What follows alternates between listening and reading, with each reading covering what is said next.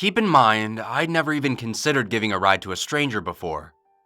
All my life, I'd been told that's how you get killed. Only crazy people hitchhike, they'd say.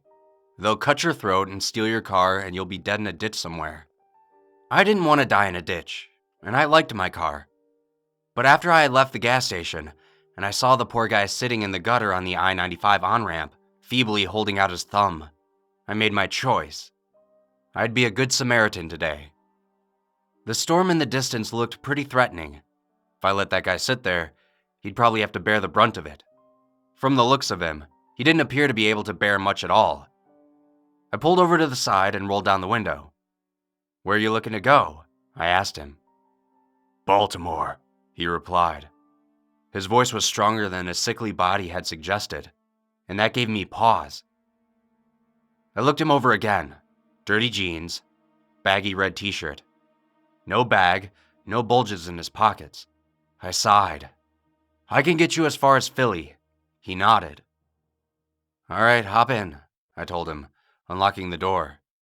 And in he hopped. "I'm Colin," I said. "Frank." We didn't talk much for the first few miles, aside from me asking if he wanted some of the Fritos I had left over from my lunch stop in Rhode Island. He took them and crunched away as I drove. He caught me studying him out of the corner of my eye a few times, but he didn't say anything. As the miles ticked away and the rain started hitting the windshield, Frank fell asleep. The open bag of Fritos was on his lap. I wanted a couple, but I didn't want him to wake up thinking I was trying to grab his junk. I had absolutely no interest in his junk. Frank snored like an orgasming Pratt & Whitney jet engine.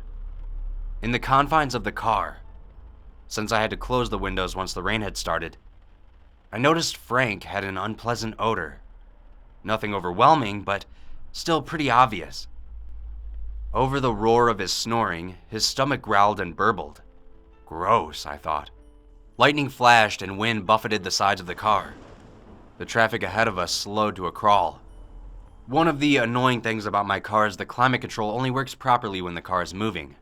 God knows why. The air conditioning we were enjoying up to that point cut out, and hot air started to blow out of the vents. The windshield began to fog up. I cracked my window a bit, hoping the outside air might clear the windshield.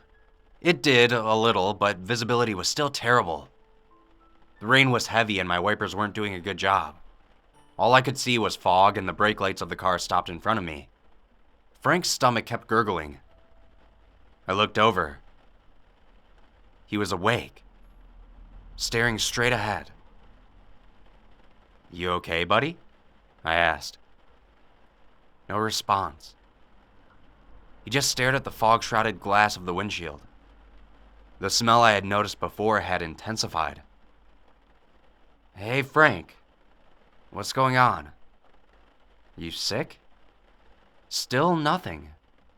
Thick, humid air poured from the car's vents, despite the AC being set to max. Rain and small chunks of hail pelted the choked highway. Frank retched. "Shit," I said, and I frantically reached into the back seat for a bag or bucket or anything that might catch what I thought was about to come blasting out of my companion. My hand settled on one of the canvas shopping bags I used at Whole Foods. "Damn it," I mumbled as I placed my favorite shopping bag on Frank's lap. He moaned and turned to look at me, his eyes swimming back and forth with what I knew had to be intense nausea. "Frank, please open the door and puke on the road, or at least use the bag. Come on, man." More silence punctuated by gurgling and retching. A crash of thunder caused us both to jump. For Frank, that was all it took. He didn't open the door, and he didn't aim for the bag. A heavy wave of yellow, viscous fluid exploded out of his mouth and splashed against the windshield. I screamed. Another projectile torrent erupted from the man, dousing the ceiling, the dashboard, and the center console. "Get out!" I shrieked, the smell of the stomach contents invading my nose and threatening to force my own contribution to the mess. Frank sat back with his head down, pasty slime drooling from his mouth into the Fritos bag on his lap. Cars behind me were leaning on their horns. The traffic in front of us had cleared. I poked at the hideousness on the console to turn on my emergency lights, then steered onto the median. On my right, I heard Frank choking. I got out of the car and stood in the rain, watching him. If you told me the following 30 seconds had actually lasted 3 hours, I would have told you were way off. It felt like a whole day. Frank's throat bulged as something was forced upward and into his mouth. I saw the something a second later. A colossal, writhing centipede as thick as my wrist began sliding out, its passage eased by the vile lubrication from minutes before. Inch after inch, foot after foot crawled out until it was free. It skittered under the passenger seat.